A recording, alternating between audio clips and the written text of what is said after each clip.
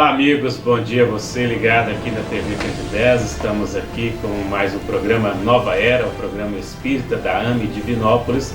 Hoje recebendo aqui o nosso amigo Paulo Pina, ele é lá de Belo Horizonte, veio conversar conosco, bater um papo aqui sobre as questões da educação envolvendo a doutrina espírita, envolvendo as questões para a gente entender um pouco mais sobre o espírito em busca da sua educação, do seu aprimoramento, do seu crescimento enquanto ser imortal. Bom dia, meu querido. Bom dia para todos, é uma alegria, como sempre, extraordinária estar refletindo sobre as questões do espírito na sua linha do tempo, viajando aí como viajor dos milênios e do espaço e do tempo. Muito bem, para a gente entender um pouco, sobre a questão da educação e a questão do espírito, mas primeiro, qual é o conceito de educação nessa acepção da palavra? Muito mais além do que só a educação no sentido que as escolas ou que a faculdade colocam. Essa pergunta é extremamente importante, porque o processo de educar, ele opera num processo de extração. Isso quer dizer que a educação se faz no ato de sacar os valores que o espírito está depositado na sua intimidade. Trazemos dentro de nós o germe da perfeição. Então, educar é um ato de extrair, de exteriorizar. Não é um movimento de fora para dentro, e sim um movimento de dentro para fora. Kardec dizia que é a arte de extrair esses caracteres. Esses caracteres são as questões internas. Perfeito. É o que Jesus coloca como a semente das virtudes? Isso. Nós podemos dizer, o 685 do Livro dos Espíritos, no final da Lei do Trabalho, ele desempenha o que é educação. A educação, não a educação intelectual pelos livros, não a educação é a educação moral, não a educação moral pelos livros, e sim na arte de formar caracteres. O que é caracteres? Valores. E continua na frase, a que incute, que imprime, que promove hábitos. Portanto, a educação é um conjunto de hábitos adquiridos. E esse processo se faz na operação. Nós podemos, assim, na equação de Emmanuel, lembrando do livro Pensamento e Vida, quando ele ensina para nós, o reflexo esboça a emotividade. A emotividade plasma a ideia. A ideia determina a atitude e a palavra que comanda a ação. A ação repetida, gerando novos reflexos, nós vamos imprimir uma esteira mental de reflexos condicionados, gerando os hábitos. Então, está no livro Pensamento e Vida também. Então, a educação vem desse processo do esforço de fora para dentro, no processo de extrair e manifestar. Muito bem. A gente fala muito dos grandes personagens que tiveram uma importância muito significativa na educação no passado. Obviamente, Jesus é o maior educador que nós já tivemos conosco, maior exemplo, maior nosso guia, nosso irmão maior, Mas nesse sentido, quem são esses principais, ou quais foram, ou que contribuíram assim para esse processo educativo? Nós temos que entender que na linha do tempo, nós temos aí, podemos assim fazer uma retomada na linha do tempo.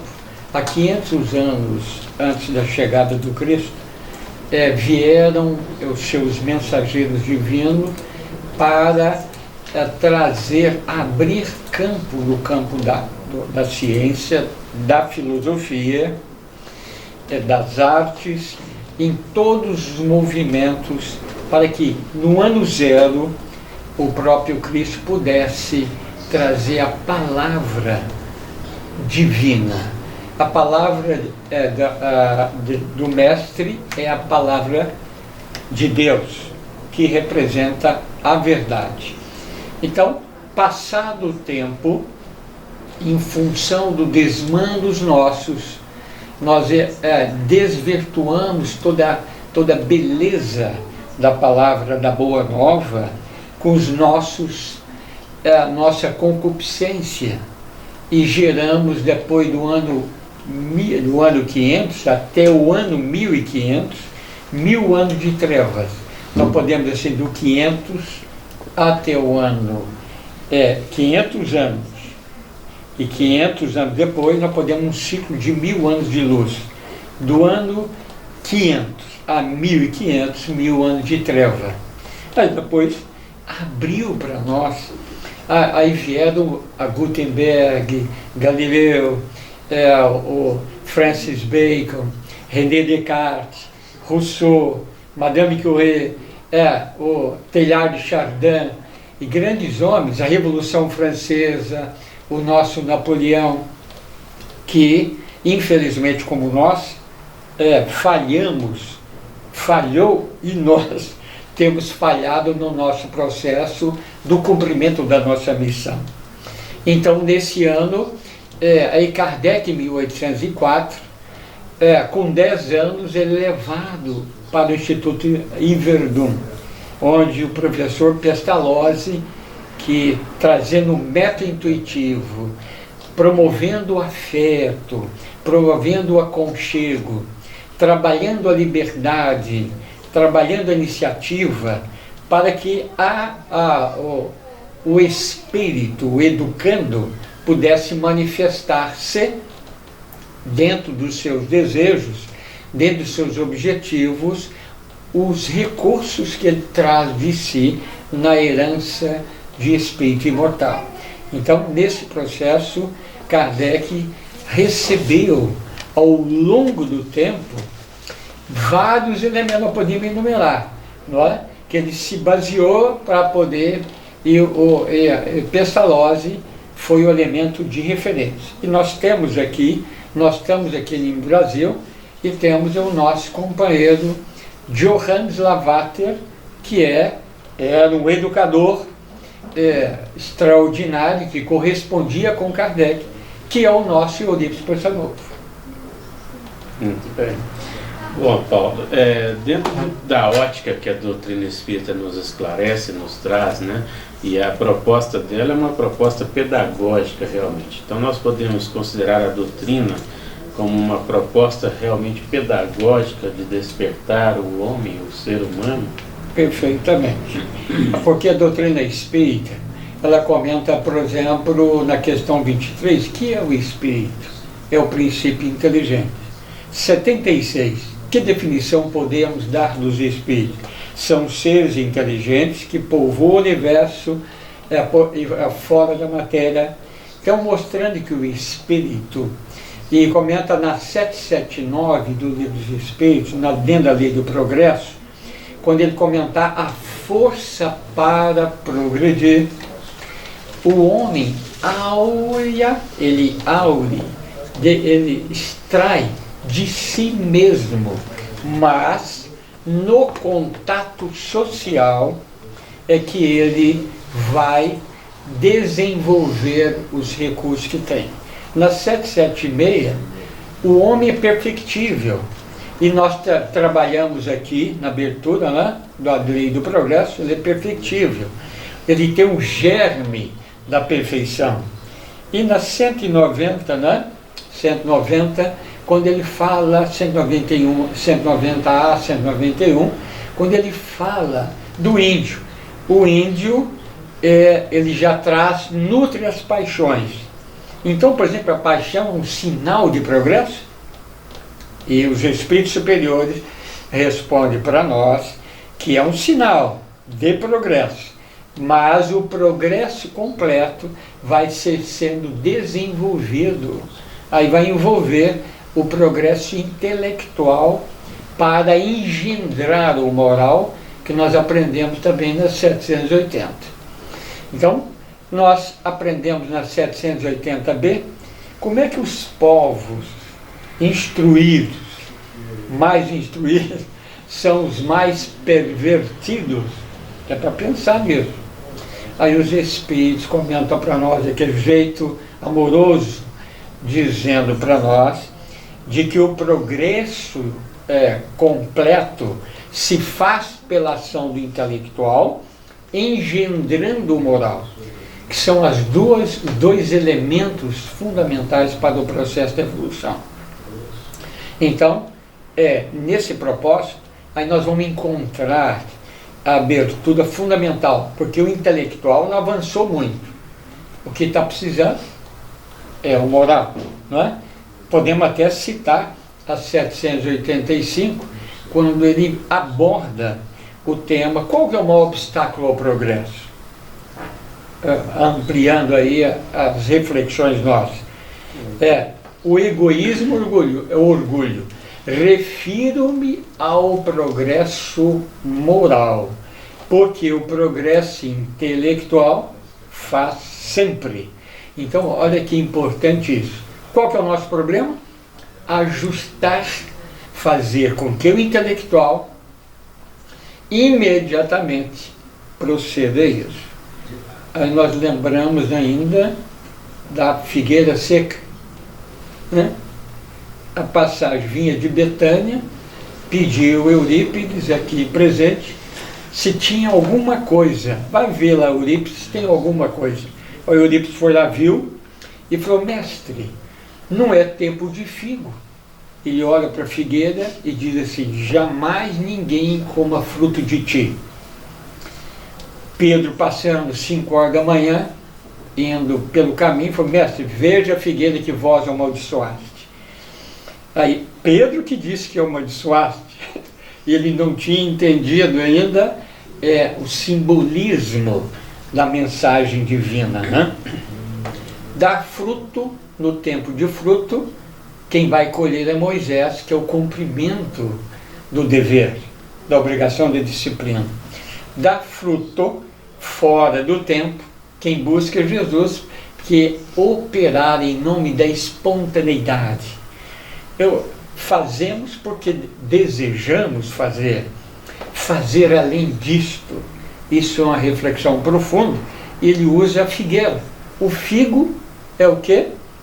Ele é flor e fruto. Olha a ciência do Evangelho. Flor e fruto. Mas o que é isso? Progresso intelectual imediatamente vertendo no moral. Aí a moral é que vai fazer com efetivamente a educação se efetiva. Muito interessante. E nesse sentido aí a gente pode compreender, porque você está falando muito da questão da moralidade. O objetivo principal da filosofia espírita é desenvolver no ser a sua moralidade. Na 260 do Consolador, né? Quando ele fala do conceito de religião, né?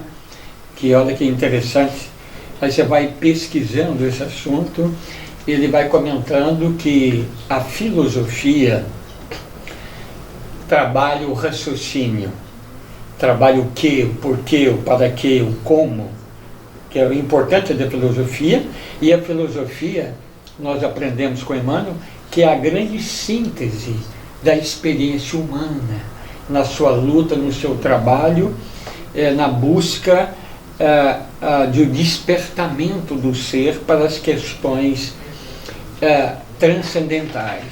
Então, a filosofia ela trabalha o que, o porquê, o raciocínio, a lógica, e a ciência, a experiência.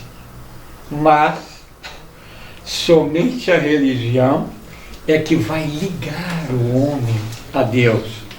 No triângulo de forças espirituais, na introdução do Consolador, Emmanuel amorosamente nos ensina com muito cuidado, dizendo que na linha horizontal nós temos a filosofia. No outro verso, nós temos a ciência. Temos duas forças poderosíssimas. A ciência e filosofia estabelece a sabedoria.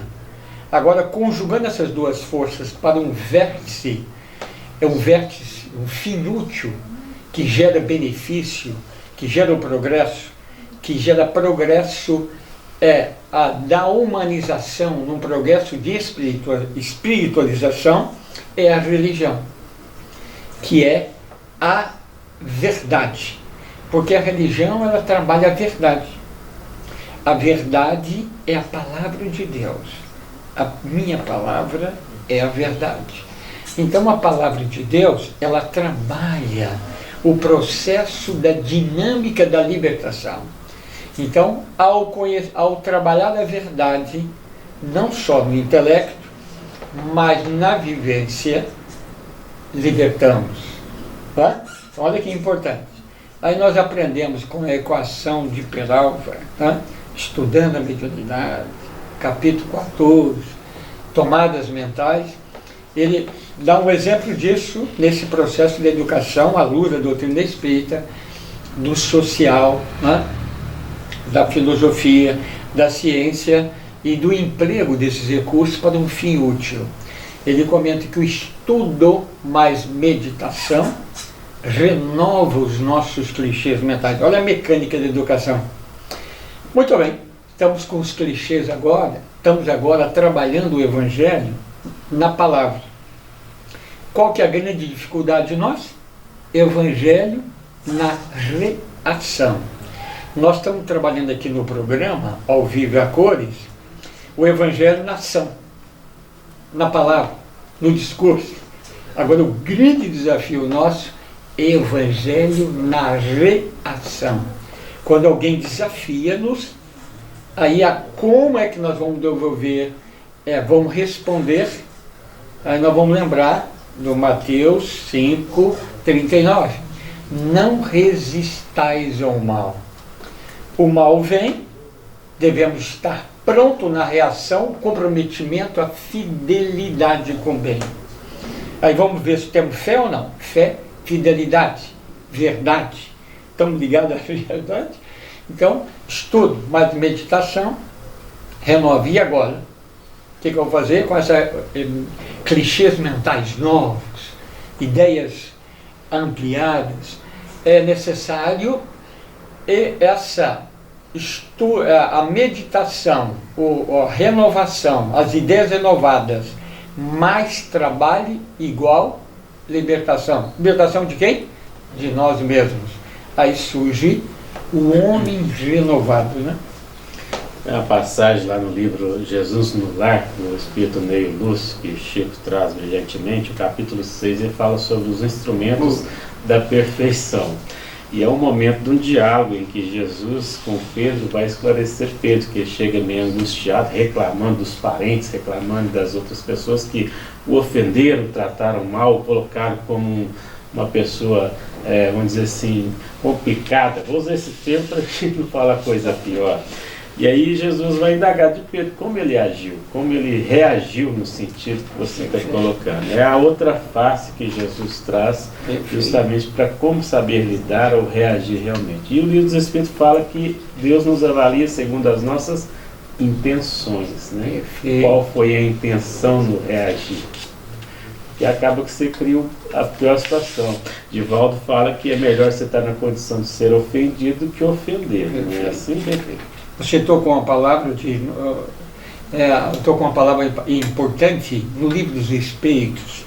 Os Espíritos batem na tecla da intenção. O fato nada é, a intenção é tudo. Aí ele vai pegando do 658, por exemplo, quando lei da adoração, agrada a Deus a prece? Agrada sim. Mas o coração que é importante, a intenção é tudo. Aí você vai ver lá na Lei da Destruição, 747, 747, quando ele fala do assassínio, 747, 748, 74, aí ele vai trabalhando. O sujeito que usa a defesa pessoal e sacrifica o outro, ele comete crime? Não. A intenção é tudo, desde que ele não tenha intenção de executar o crime, executar, não há crime. Então a intenção é tudo. Então isso é importante a gente refletir sobre isso. Até mesmo, né, para a gente aprofundar um pouco mais nesse conhecimento. E que interpretação nós podemos extrair da pergunta 796 no Livro dos Espíritos? Das leis sociais, está na questão aí lei do progresso, da legislação nossa, que hoje nós estamos... O que é a nossa legislação hoje? O Código Civil Criminal. Ele pune o ato mal feito. Sendo que nós teríamos que trabalhar na causa do problema. Então nós aprendemos na 917, depois que Fenelon responde a questão, Kardec comenta para nós de que a educação bem entendida e compreendida ou seja, a instrução e educação bem compreendida é a chave do progresso moral. Chave do progresso moral. Então nós temos que trabalhar, eu tenho que gerar novos caracteres, novos valores. E dentro desse processo, nós temos aí Mateus 18, quando Jesus coloca a criança no meio dos apóstolos. Pegando a criança e fala e chama atenção para nós. Se não vos converterdes, é o verbo converter. Número 2, se não vos fizerdes. Converter, 2, fizerdes. De modo algum entrareis no reino dos céus. Porque na realidade, nós estamos aqui como Nicodemos também em João capítulo 2, não é isso? 3. Quando ele comenta de que nascer da água é reencarnação. É um instrumento para isso.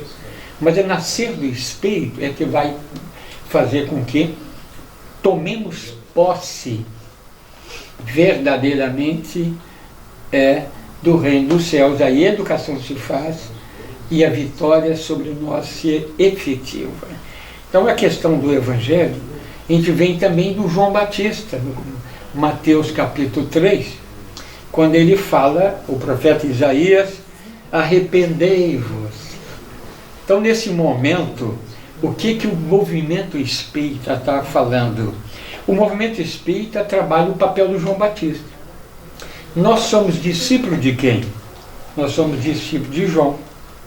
Porque temos que fazer jejum para poder, jejum das nossas imperfeições, dos nossos maus hábitos, gerando os bons hábitos para substituir a efetiva. Então, ele comenta, arrependei-vos, número 1, preparar, número 2, e número 3, reparai as veredas do Senhor. O processo nosso, o que nós estamos fazendo? Nós estamos saindo aqui, caminhando pelo deserto, porque temos que o jejum tem que ser para que amanhã depois sejamos discípulos de Jesus. Porque Humberto de Campos comenta para nós que João Batista é o símbolo do cristão em luta com as suas próprias imperfeições. Olha que interessante, dentro do sistema da filosofia espírita, da sociedade, da lei da sociedade, né? Porque dentro da lei de sociedade, a 768, Livros dos Espíritos, eles falam para nós de que o insulamento vai degradar e deteriorar o espírito, né? Entre imagem. Então nós temos que ir no contato social para isso. Então nesse processo da evolução, nós vamos assim avançando na linha de evolução quando nós aplicamos o jejum. E João Batista, dos nascidos de mulher, está no Mateus 11:11, né? Ele é o maior, mas o menor no reino dos céus é maior do que João. Então veja bem, nós somos discípulos de João, porque tem que jejuar. Estamos num processo de aprimoramento. Interessante você colocar essa questão de trazer o João como reflexão, porque ele disse que era necessário que ele diminuísse. Perfeito. Para Cristo poder aparecer. Nós temos no nosso movimento, infelizmente, pessoas querendo sobressair ao Cristo, né? Querendo se colocar acima. nessa questão. Então nós estamos falando de uma educação do espírito, educação do sentimento, do despertar os seus caracteres, né? Você falou da figueira, e a gente entender esse propósito, esse processo educativo nosso. Bezerra de Menezes diz sobre a questão da casa espírita, que não tem evangelização, ela está fadada ao fechamento, né?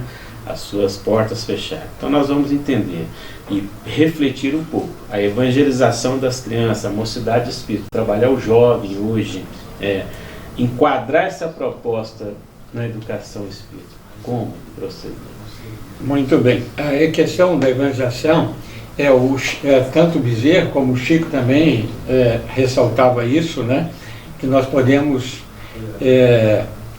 eliminar, nenhuma das outras atividades, mas a fundamental é a evangelização da criança. É porque lá é que nós vamos pegar a questão de preparar o espírito para isso. Você pega na 383, falando da infância, então é o momento propício para que o espírito seja moldado antes que ele assume, depois de 3.000 dias, 3.000 dias de gestação, o nascimento até o ano 7. Aí dá uns 3.000, diz o Emmanuel no livro Religião dos Espíritos, não é isso? Aí ele comenta para nós de que nesse momento é propício para que ele está um ambiente fértil para que novos valores indutores no processo educativo, por isso que o lar é a escola do coração. E hoje a escola do mundo é a escola do cérebro. Então eu vou precisar da instrução, que é luz, e preciso do alimento, que é o pão. Eu sou o pão da vida, que representa o alimento do amor da alma, né? E luz é a instrução, que é verdade. Muito bem. Então, para a gente finalizar esse nosso encontro, né?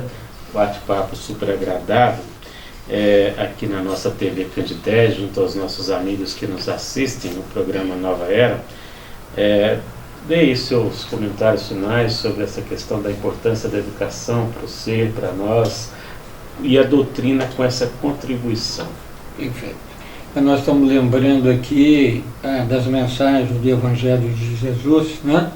Que nós estamos aqui nesse processo, recebemos no Monte Sinai os 10 mandamentos, que é a lei divina, trazendo o seu componente, que Jesus ensina para nós, reduz em 2 mandamentos: amar a Deus sobre todas as coisas e o próximo como a si mesmo. Então nós temos 3 figuras essenciais no processo de evolução: Deus, nós e o próximo. Naquele momento nós processamos a luz que vem da verdade da palavra divina, trabalhamos no processo do entendimento, processa no sentimento, realiza na ação. Aí nós lembramos aqui, naquele momento de realizar, de habilitar, de capacitar, estaremos prontos para colaborar com o próximo. Aí no Mateus 5,16, a mensagem é linda e dinâmica: resplandeça a vossa luz. O verbo também é imperativo. Resplandeça a vossa luz, isso significa produzir para que os homens vejam as nossas boas obras e glorifica a Deus que está nas alturas, nos céus. Qual que é a questão nevrálgica desse processo? Nós hoje estamos aqui resplandecendo a luz. Muito bom. Todo mundo está satisfeito, porque a luz está sendo jogada. Estamos mostrando boas obras. E agora? Eu tenho que certificar na Anvisa espiritual. Eu tenho que ir lá na Anvisa espiritual certificar. Como que eu certifico? Falo: Pai, a obra que eu estou fazendo é tua. A tua vontade é superior, como Maria falou. Seja feita a tua vontade. Então isso é importante antes da minha. Então nesse momento que esse processo, estávamos no Monte Tabor.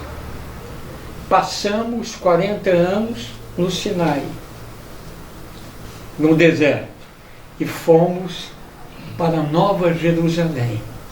Então, e nesse trajeto recebemos a Boa Nova. Tivemos uma experimentação da luz divina ao vivo e a cores no Monte Tabor. Fomos no Monte Tabor, recebemos um aperitivo da verdadeira luz divina, desse pão divino. Agora temos que passar pelo Gólgota. É no processo de sacrificar o homem velho, fazer que o nome ressurja. Aí você respondeu aí, o João Batista, é necessário que ele cresça, eu diminua, e Paulo de Tarso diz assim: não sou eu que vivo, mas o Cristo que vive em mim. Isso é importante nesse processo de reflexão do Evangelho de Jesus na vida. Tem que passar pelo Monte Gólgota. E para finalizar, nós temos aqui ainda, surge na manjedoura o Cristo. Para quê? Para que os homens se façam Cristos. Vamos encontrar Herodes, vamos lá no templo, 12 às 30 nós não sabemos o que aconteceu, e dos 30 a 33 é o nosso plano de efetivação e de trabalho. Entrar na doutrina espírita é de 0 a 12. De 12 a 30 é o caso do processo da introspecção. De 30 a 33 é o campo da ação e do testemunho. E de pregar e curar os enfermos, leprosos, os servos, não é? Os endemoniados, os leprosos. Quem são eles? Somos nós. Aí que nós vamos dar o testemunho. E a gente coloca a fala de Jesus quando ele diz: eu não vim para fazer a minha vontade, mas daquele que me enviou. E nós temos que fazer o mesmo. Nós não temos que seguir o exemplo. Nós agradecemos ao querido Paulo imensamente, pedindo a Jesus que o envolva, abençoe cada vez mais, para que você continue proporcionando, levando a mensagem do Evangelho, fortificando corações, auxiliando dentro da sua melhor capacidade. Agradecer aos amigos de casa, aos companheiros que nos assistem aqui na TV Candidez, desejando a todos um bom dia e até uma outra oportunidade.